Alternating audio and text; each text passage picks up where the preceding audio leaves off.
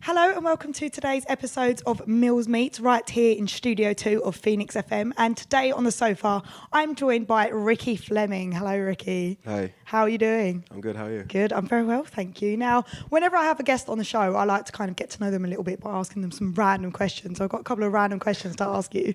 So the first one is, if you could Freaky Friday with someone and swap bodies with someone famous, who would it be and why? Trying to think. Probably Chris Brown. That'd be cool. Because it's Chris Brown, isn't it? Yeah. So he can dance properly and stuff. Is that something you'd like to learn to do, dance?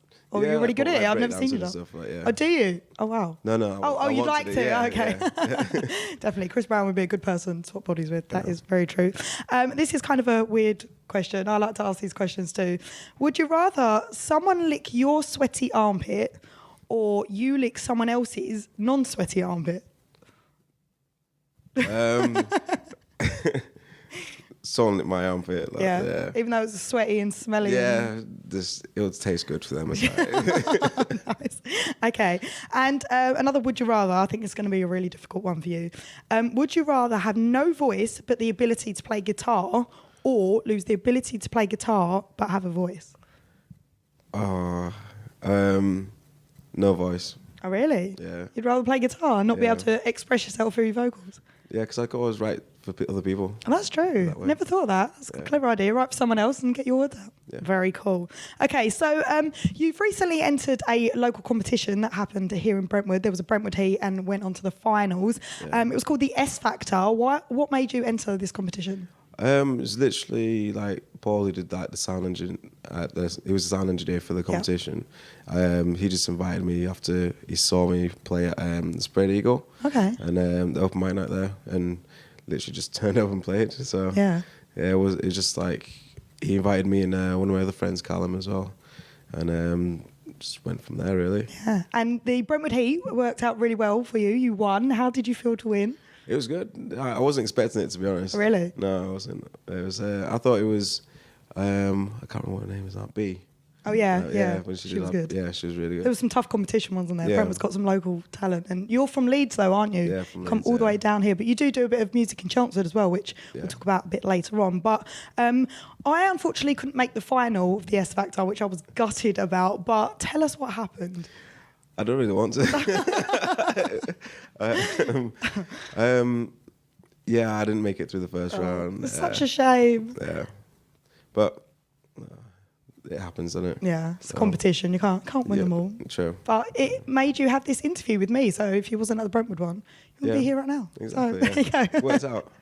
And at the Brentwood Heat, you played 3 different songs, and they were from all different eras. You had like 70s, 80s, and 2000s different tracks. What are you drawn to playing the most? Things that are a bit different, and then that I can interpret and put it across like my own way. So I just like redoing other songs and obviously write my own. But I have no idea right now. Like, I listen to a lot of hip hop at the moment, so I'm looking at different types of rhythms in terms of vocally and everything. So it's just a mixture. I couldn't really say what my favourite is. Yeah. So I was going to say the next question was going to be, what era, if you had to be stuck in an era of music, what era would you choose? Is that a tough question because you kind of like them all? Yeah, that is a tough question. Yeah. I think back when Bob Marley was around, I think, that'd be definitely. Cool. I can imagine you jamming with him. Yeah, that'd be awesome. That would be cool. Maybe you could Freaky Friday with him. Yeah. And live back in Bob Marley time. So what kind of music did you listen to when you were growing up? So I listened to a lot of different type of music. So when because I'm from the Caribbean originally, so from small island called Anguilla. And over there we listened to like soca, calypso, like loads of different types of music. And when I came to England, my first CD was actually a Linkin Park CD. Oh, really? Yeah. Wow. So I listened to like the heavier side of music because I love the way that the musicians like played the guitar, the solos, the timing, the rhythms, everything. So I got into like the heavier side of music and went from one end of the spectrum to the other. I went to like hip hop and grime and stuff like that. Yeah. So well, I think it's good that you listen to such a range of music because then it can help inspire your music and where you want to go. And because you're so versatile, it means you can create any kind of genre for any kind of audience and people enjoy it. So I think good, very good. And so, what kind of hip hop music, like artist-wise, inspire you now? Definitely one is Joyner Lucas, definitely, because he's just like, he's not talking about the same stuff as other rappers.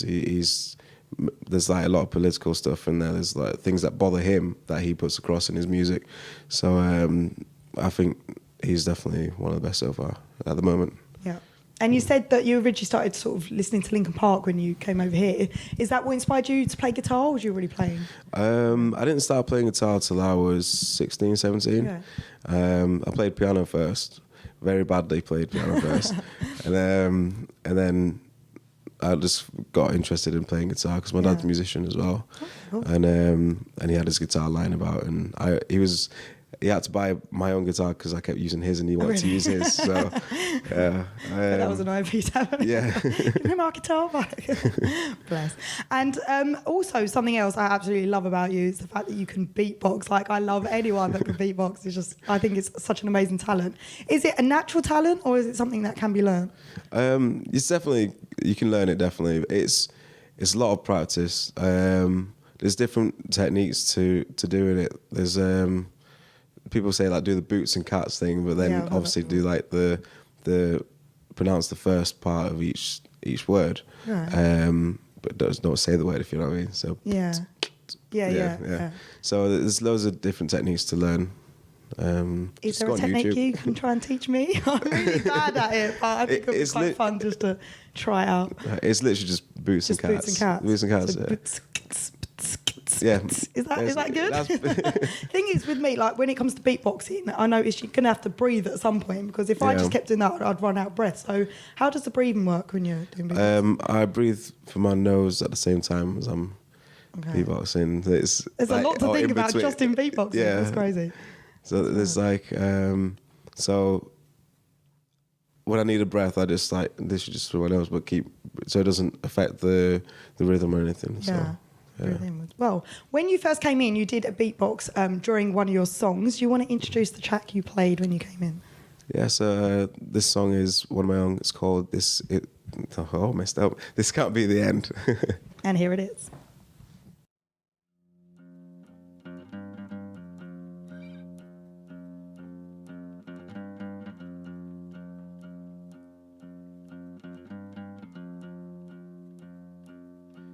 I have hope, but it's wearing thin. Keep my soul warm, don't let the devil in. Rest your head on my chest and take a deep breath.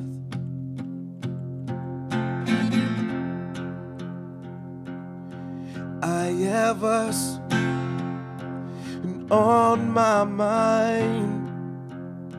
Cleanse these thoughts before I go blind. When judgment day comes, I'm begging you, please, don't leave me behind.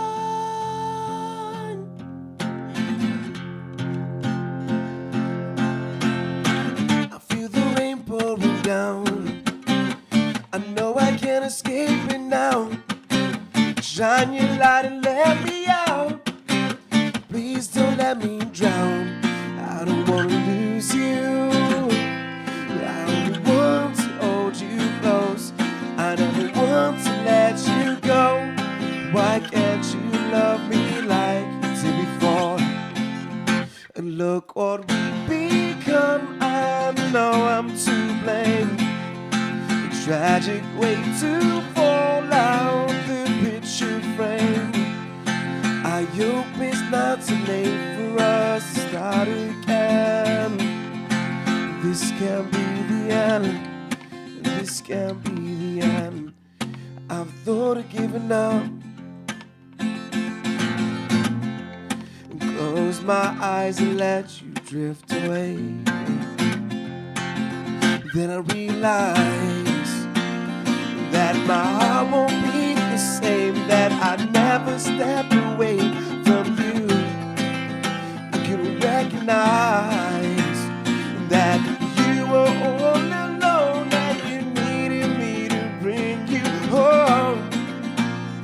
I don't wanna lose you. I only want to hold you close. I never want to let you go. Why can't you love me like you did before? Look what we've become. I know I'm to blame.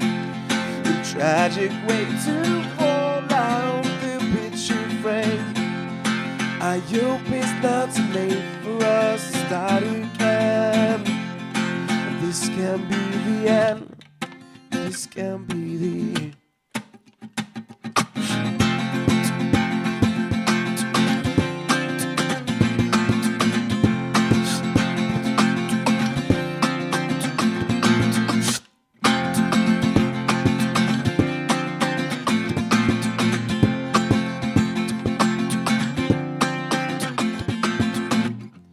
Look what we've become. I know I'm to blame.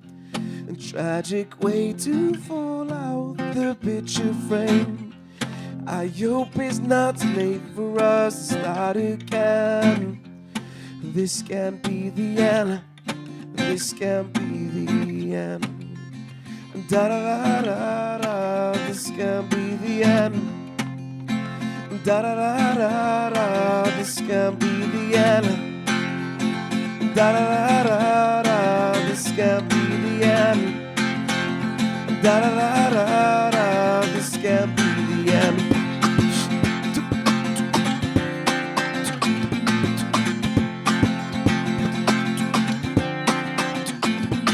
Woo!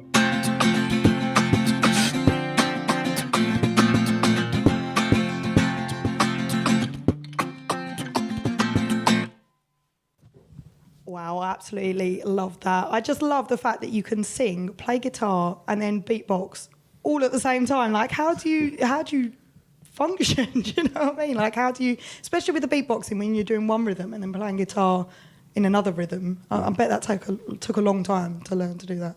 At the beginning, it was like it's like just practice. Like I said, it's like the different techniques I use for when I'm like playing a guitar is basically kick and snare as well, like for beatboxing. So when I'm doing like upstroke on the guitar, that's like my snare. So it's and then they work together as well. So if you're doing like a on a guitar, you can just do like in between do like snare. So No, I get it. So they kind of work together rather than thinking, oh, it's the guitar and it's beatboxing. They merge together. Yeah, because your right hand is the rhythm. So if you stick to that, it's like the metronome. So you just stick to that, and you'll do it eventually. So I think it'll take me a lot of practice to do that. I can't even play guitar. So, but you also do a bit of busking in Chelmsford, as we mentioned earlier.